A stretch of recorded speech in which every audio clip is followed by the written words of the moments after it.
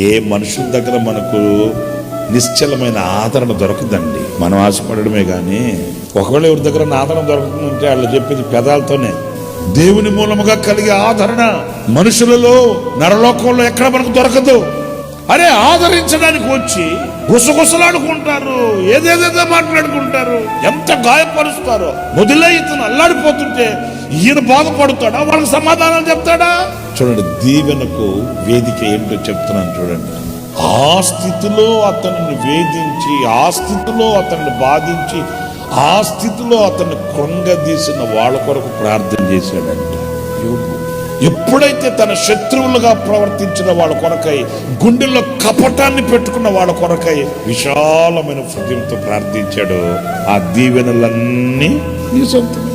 సమాధానం చేత సముద్రాన్ని దాటొచ్చంట, కక్షలతో కాలువ కూడా దాటలేమంట. ఎందుకు చెప్పండి?